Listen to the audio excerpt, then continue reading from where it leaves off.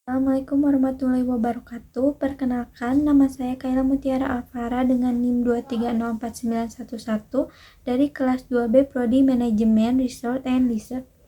Di sini saya akan memaparkan hasil mind map dan evaluasi untuk pemenuhan tugas mata kuliah Pendidikan Agama Islam. Pertama, saya akan menjelaskan hasil mind map dari bab 7 tentang ibadah. Pengertian dari ibadah.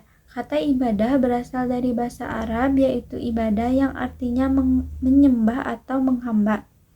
Sedangkan secara terminologi, ibadah adalah penghambaan seorang manusia kepada Allah Subhanahu wa Ta'ala untuk mendekatkan diri kepadanya sebagai realisasi dari pelaksanaan tugas hidup selaku makhluk yang diciptakan Allah Subhanahu wa Ta'ala.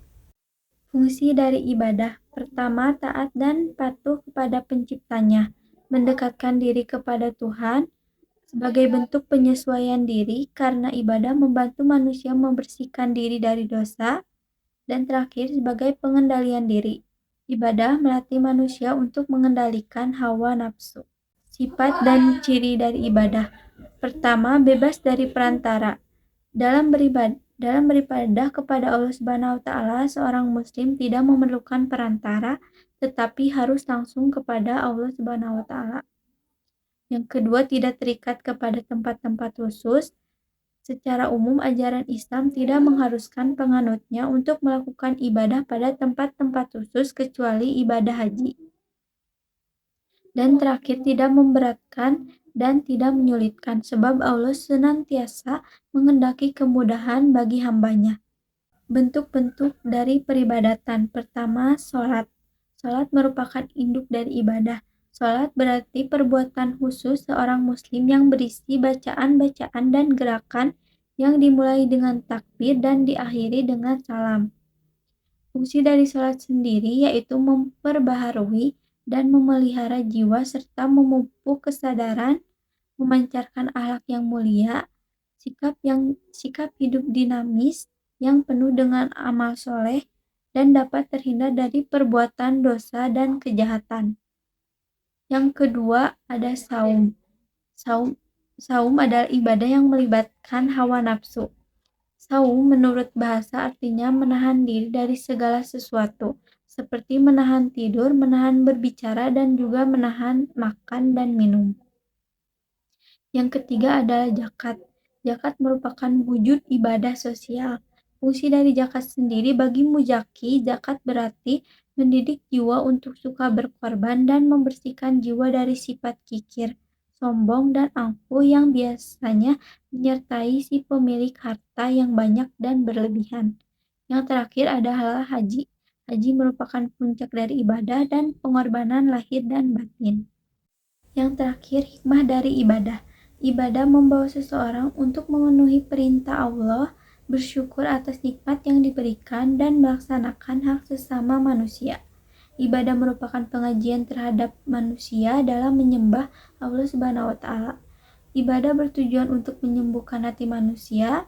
Ibadah juga dapat menyembuhkan badan yang sakit, contohnya yaitu gerakan dari sholat. Ibadah dapat mensucikan jiwa dan mengangkatnya ke derajat yang lebih tinggi. Dan terakhir, ibadah merupakan sebab utama untuk meraih keridhaan Allah yang merupakan jalan masuk surga dan terjauh dari siksa neraka. Selanjutnya, saya akan menjelaskan hasil dari evaluasi bab 7.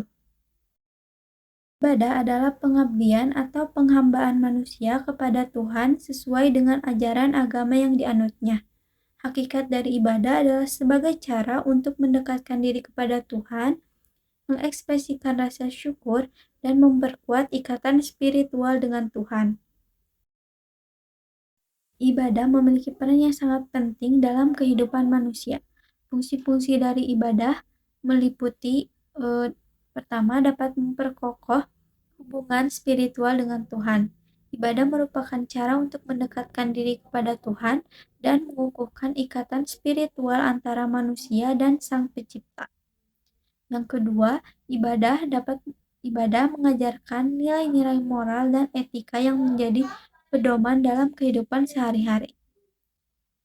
Ibadah dapat membantu manusia untuk selalu bersyukur atas nikmat-nikmat yang diberikan oleh Tuhan. Peribadatan formal mencangkup berbagai bentuk ritual ibadah yang telah ditetapkan dalam ajaran agama. Contoh dari bentuk peribadatan formal pertama, sholat. Sholat sebagai ibadah pokok dalam agama Islam. Sholat dilakukan dengan mengikuti serangkaian gerakan dan bacaan yang telah ditetapkan. Yang kedua ada puasa. Puasa yaitu menahan diri dari makan, minum, dan aktivitas lain dari terbit fajar hingga terbenamnya matahari. Puasa sebagai wujud pengendalian diri dan penghormatan kepada Tuhan. Yang ketiga ada zakat. Zakat yaitu memberikan sebagian harta kepada yang berhak menerimanya sebagai bentuk kepedulian sosial dan pembangunan masyarakat. Dan terakhir haji. Haji melakukan perjalanan ke kota suci Mekah sekali seumur hidup bagi umat Islam yang mampu secara finansial maupun fisik. Pertama, niat sholat. Setelah niat, sholat dimulai dengan mengangkat kedua tangan sejajar telinga sambil membaca takbiratul ihram yaitu Allahu Akbar. Setelah itu membaca doa iftitah, dilanjutkan dengan membaca Al-Fatihah dan surat pendek Al-Quran. Kemudian melakukan ruku, yaitu menundukkan tubuhnya ke depan dari pinggang dengan kedua tangan menopang lutut sambil membaca doa ruku. Setelah melakukan ruku, yaitu i'tidal. I'tidal adalah kembali ke posisi tegak dengan tangan kiri menutup tangan kanan di atas perut sambil membaca Sami Allahu liman hamidah, Rabbana lakal hamdu. Setelah i'tidal yaitu sujud. Seorang muslim melakukan sujud dengan menempatkan dahi, hidung, kedua tangan, kedua lutut, dan ujung kaki di atas lantai. Lalu duduk di antara dua sujud. Setelah sujud pertama, seorang muslim duduk sebentar sebelum melakukan sujud kedua sambil membaca doa. Lalu melakukan tasyahud. Pada rakaat terakhir atau 2 rakaat terakhir sholat, seorang muslim duduk untuk membaca tasyahud, menyampaikan salam kepada Nabi Muhammad dan berdoa. Yang terakhir yaitu salam. Sholat diakhiri dengan menyampaikan salam ke kanan dan ke kiri.